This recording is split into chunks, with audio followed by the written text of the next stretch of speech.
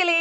நான் உங்க ரேவதி பேசுறேன். துப்பறியும் சாம்புவோட 2வது பாகமான முதல் செக் வருகிறது என்ற கதைய கேட்க போறோம். இந்த கதைய முதல்ல கேட்கறீங்கன்னா, முதல் பாகத்த ஒரு சின்ன ரீகேப்பா சொல்லிர்றேன். சாம்புங்கிறவன் தன்னை சுத்தி நடக்கிற தவறுகள அதிர்ஷ்டத்த மட்டும் வச்சுக்கிட்டு கண்டுபிடிச்சிடறான். அந்த மாதிரி அவங்க பேங்கோட வண்டியும், லெட்ஜர்லயும் துள்ளுமுள்ளு நடக்குது. அத கண்டுபிடிக்கிறவன் நேரா போய் மேனேஜர்ட்ட சொல்றான். இதுல என்ன தப்புன்னு தானே கேட்கறீங்க?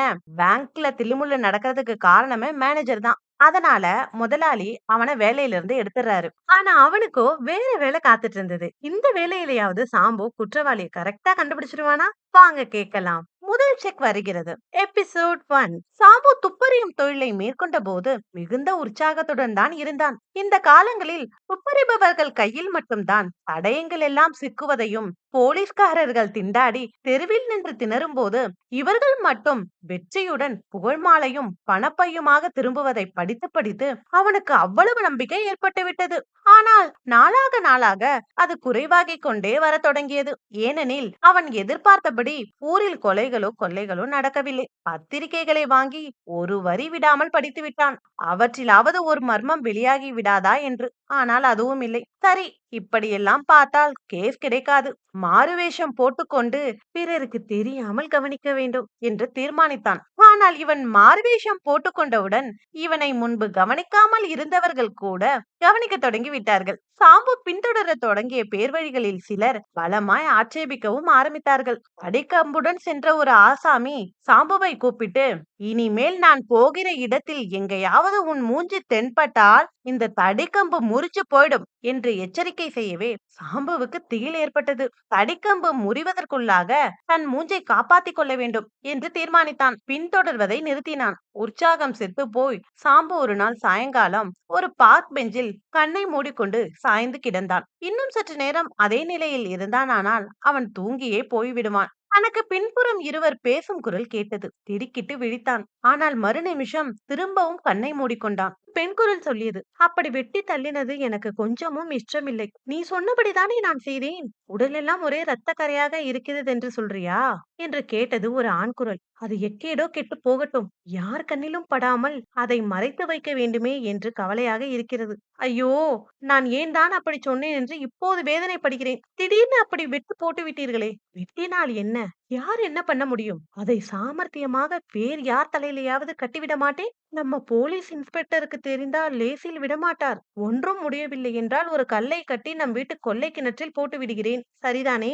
இப்படி சொல்லிக்கொண்டே அவர்கள் அங்கிருந்து மெல்ல நகர்ந்தார்கள். அவர்கள் செல்லும் வரையில் பல்லை கடித்துக் கொண்டு தூங்குவது போல் பாசாங்கு செய்த சாம்பு சடக்கென்று கண்ணை விழித்து நிமிர்ந்து உட்கார்ந்தான். அவன் நெஞ்சு திக் திக் என்று அடித்துக் கொண்டது.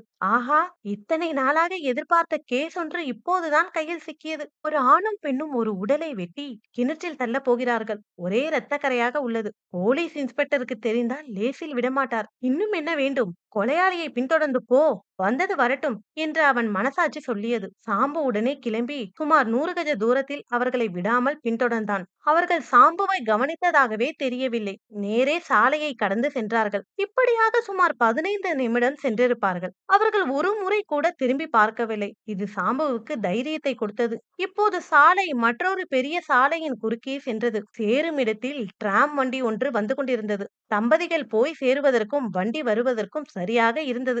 அவர்கள் சட்டென்று அதில் ஏறிக்கொண்டனர். சாம்பு பின்னால் வந்து கொண்டிருந்தவன் இவர்கள் டிராமில் ஏறுவார்கள் என்பதை எதிர்பார்க்கவில்லை. டிராம் மெல்ல நகரத் தொடங்கியது. சாம்பு தன்னையும் அறியாமல் அதை துரத்தி கொண்டு ஓடினான்.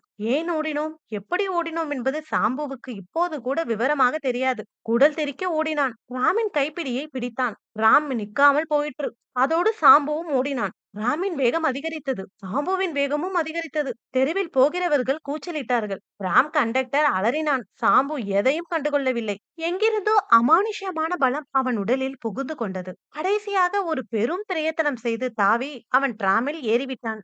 வண்டியில் சென்று கொண்டிருந்த ஜனங்களில் பெரும்பாலோர் சாம்புவை கவனித்தார்கள். சாம்பு யாரையும் கவனிக்காமல் தான் பின்பற்றி வந்த தம்பதிகளையே பார்த்தான். அவர்கள் வேறு புறம் திரும்பிக் கொண்டதை கண்ட பிறகுதான் அவன் நெஞ்சத்தில் அமைதி ஏற்பட்டது. 15 நிமிட பிரயாணத்துக்கு பிறகு அவர்கள் இறங்கினார்கள். அதற்குள் நன்றாக இரட்டிவிட்டதால் சாம்பு பயமின்றி வேறு வழியாக இறங்கினான். இப்போது பின்தொடர்வது மிகவும் எளிதாகி விட்டது. அவன் கடின உழைப்பின் பலனாக அவர்கள் நுழைந்த பங்களாவை கண்டு கொண்டான். சற்று பொறுத்து மெல்ல தடவிக்கொண்டு கொண்டே சென்றதில் பங்களாவின் வெளிக்கேட்டில் ஒரு பித்தளை பிளேட் பொருத்தப்பட்டிருந்தது. அதில் என்ன பெயர் எழுதியிருக்கிறது என்று கூர்ந்து கவனிக்கத் தொடங்கினான். அப்போது அவன் சற்றும் எதிர்பாராத ஒரு சம்பவம் நடந்தது. பின்னால் இருந்து ஒரு கை அவன் பிடரியை இறுக்கி பிடித்து குலுக்கியது. "அடேய் போக்கிரி பயலே, என்ன செய்கிறாய் அங்கே?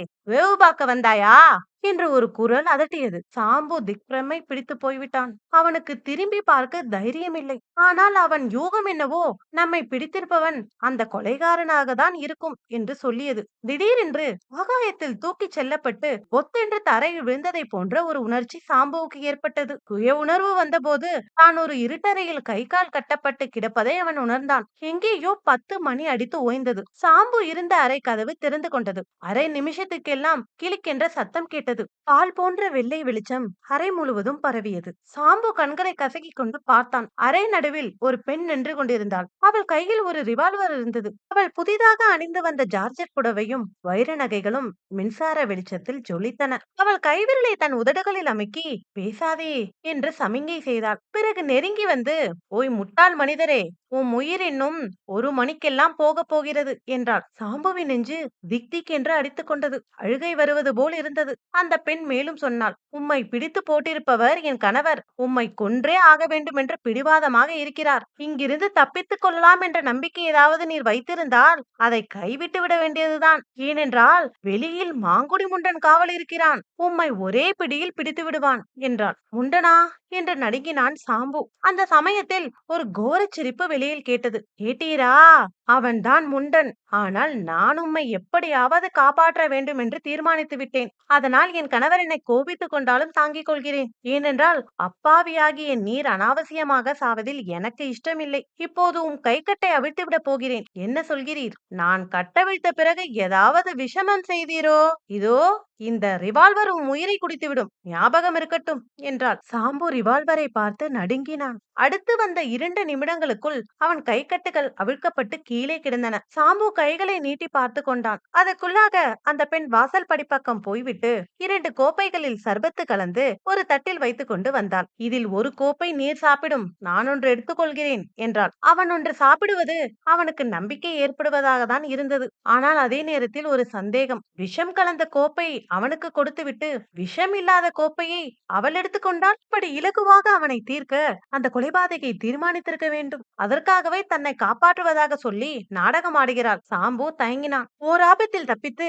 வேறொன்றில் அல்லவா மாட்டிக்கொள்ள வேண்டி இருக்கிறது. அந்த சமயத்தில் தெய்வ சங்கல்பமாக அறைக்கு வெளியில் முண்டன் அந்த பெண்ணை அவசரமாக அழைக்கவே தன் கையில் இருந்த கோப்பையை வைத்துவிட்டு அவன் வேகமாக வெளியே சென்றான். சாம்பு உடனே தன் கையில் இருந்த கோப்பையை கீழே வைத்துவிட்டு கீழே இருந்ததை அவன் எடுத்துக் கொண்டான். அடுத்த நிமிஷமே அந்த பெண் மறுபடியும் உள்ளே வந்து நடந்ததை சற்றும் அறியாதவளாக கீழிருந்த கோப்பையை கையில் எடுத்துக் கொண்டாள். இன்னும் சாப்பிடவில்லையா? நான் சாப்பிடுகிறேன் பாரும்" என்று கூறிக்கொண்டே மடமடவென்று அவள் அதை குடித்தாள். சாம்புவின் இதயம் திக் திக் என்று அடித்துக் கொண்டது. என்ன நேரிடுமோ என்ற திகில் அவனை பற்றி கொண்டது. அடுத்த நிமிஷமே அந்த பெண் அப்படியே கீழே சுருண்டு விழுந்தாள். ஆஹா, இந்த பானத்தை அருந்தி இருந்தால் நாமும் இப்படித்தானே விழுந்திருக்க வேண்டும் என்று நினைத்தபோது சாம்புவுக்கு கால்கள் எழும்ப மறுத்தன. அங்கே நின்றிருந்த ஒவ்வொரு நிமிஷமும் அபாயம் நெருங்கிக் கொண்டே இருந்தது. அவள் கையில் இருந்த ரிவால்வரை பிடுங்கிக் கொண்டு ஜன்னல் வழியாக இறங்கி சாம்பு கேட்டை வந்தடைந்தான். "அப்பாடா, பிழைத்தோம்" என்று சாம்பு ஒரு பெருமூச்சு விட்டான். அதே நிமிஷம் அவன் கையை பலமாக ஒரு போலீஸ்காரன் பிடித்தான். "என்னப்பா இங்கே வந்த?" என்றான் அவன். இந்த தடவை அகப்பட்டுக் கொள்வதில்லை என்று சாம்பு தைரியமாக எண்ணியதுடன் கைத்துப்பாக்கியையும் உபயோகிக்க துணிந்து விட்டான். அதில் கிளிக்கென்ற சப்தம் கேட்டது. ஆனால் அந்த போலீஸ்காரன் ஏனோ செத்து போகவில்லை. சாம்புவை இன்னும் கெட்டியாக பிடித்துக் கொண்டு பங்களாவுக்குள் தள்ளி கொண்டு போனான். "ஐயோ, மறுபடியும் அந்த பிசாசுகளிடமா? வேண்டாமப்பா" என்று சாம்பு குமரினான். வீட்டின் நடுஹாலில் அந்த மனிதர் உட்கார்ந்திருந்தார். "இந்த பேர்வழி உங்கள் வீட்டிலிருந்து ஏறி குதித்து வெளியே ஓடினார். நான் தான் பிடித்து வந்தேன் சார்" என்று போலீஸ்காரன் அவர்களிடம் சொல்ல ஆரம்பித்தான். "ஐயோ போலீஸ்காரரே, நாம் இங்கிருந்து ஓடி போய் விடுவோம். இவன் கொலைகாரன். உமக்கு தெரியாதா? இந்த வீட்டிலே கொலை செய்து உடலை போட்டு வைத்திருக்கிறான். நம்மையும் கொன்று விடுவான்" என்று அலறினான் சாம்பு. சும்மா இரு என்று போலீஸ்காரன் அவன் கையை ஒரு முறுக்கு முறுக்க சாம்பு ஓய்ந்தான். அந்த மனிதர், அடடே, சித்தப்பா எப்படி தப்பித்துக் கொண்டார்? இப்பத்தானே மாடி அறையிலே தள்ளி கதவை சாத்தினோம் என்றார் சாம்புவை பார்த்து. இவர் உங்கள் சித்தப்பாவா என்று கேட்டார் போலீஸ்காரர். ஆமாம் ஆமாம், அவரை அறையிலே போட்டு அடைத்து வைத்திருப்பது இப்பொழுது உங்களுக்கு நன்றாக தெரிந்திருக்கும். ஆசாமி கொஞ்சம் என்று சொல்லி நெற்றிப்பொட்டை விரலால் தட்டி காண்பித்தார். சரிதான், புரிந்து கொண்டேன். பைத்தியமா? சாம்பு கதறினான். ஐயோ, நான் பைத்தியம் இல்லை, இவன் என் சித்தப்பாவும் இல்லை, இவன் கொலைகாரன் கொலைகாரன், பார்த்து கொள்ளுங்கள் என்றார் மனிதர். சரிதான், துப்பாக்கி வைத்துக் கொண்டளவா விளையாடுகிறார்? துப்பாக்கியா? அது விளையாட்டு துப்பாக்கிதான், வேடிக்கைக்கு கொடுத்து வைத்திருக்கிறோம், அதனால் ஒன்றும் அபாயம் இல்லை. போலீஸ்காரன் போவதற்கு திரும்பினான். ஐயோ, என்னை விட்டுவிட்டு போகாதே ஏன் என்று சாம்பு அலறினான். வீடே இடிந்து விழுவது போல் தோன்றியது. போலீஸ்காரன், அப்படியா சேதி, நல்ல முத்தின பைத்தியம்தான் என்று முணுமுணுத்துக் கொண்டு வேகமாக வெளியேறினான். இனி கத்துவதால் உபயோகம் இல்லை என்று நினைத்த சாம்பு ஓய்ந்தான். ஆனால் மற்றொரு ஆச்சரியம் காத்திருந்தது. உள்ளே இருந்து ஒரு பெண் வந்தாள். அவள் வேறு யாரும் அல்ல, சாம்பு விஷம் கொடுத்து விட்டதாக நினைத்த அதே பெண்தான். ஆனால் இப்போது சாதாரண புடவைதான் உடுத்தியிருந்தாள். சாம்புவின் மனதில் இதுவரை ஒரு பெரும் பயம் இருந்தது. தன் மனைவியை கொன்றதாக அவள் புருஷன் தன்னை கொல்லாமல் விடமாட்டான் என்பதுதான் அந்த பயம். சாம்புவுக்கு சிரிப்பு வந்தது. ஏன் வந்தது அந்த ஆபத்தான நிலையிலும் என்றால், அப்போதுதான் அவனுக்கு அதிர்ஷ்ட தேவதை கடாட்சமாக தொடங்கியிருந்தாள். சாம்பு கடகடவென்று சிரித்தான். 10 நிமிஷமாகியும் அவன் சிரிப்பு ஓயவில்லை. அந்த பொல்லாத கொலைகார தம்பதிகள் ஆச்சரியத்துடன் அவனை பார்த்தார்கள். சாம்பு சிரிப்பை இப்போது நிறுத்தி அந்த பெண்ணின் புடவையை கவனித்து பார்த்து, அம்மணி, ஒரு புடவையினாலே நான் ஏமாந்து விடுவேன் என்று நினைத்தீர்களா என்றான்.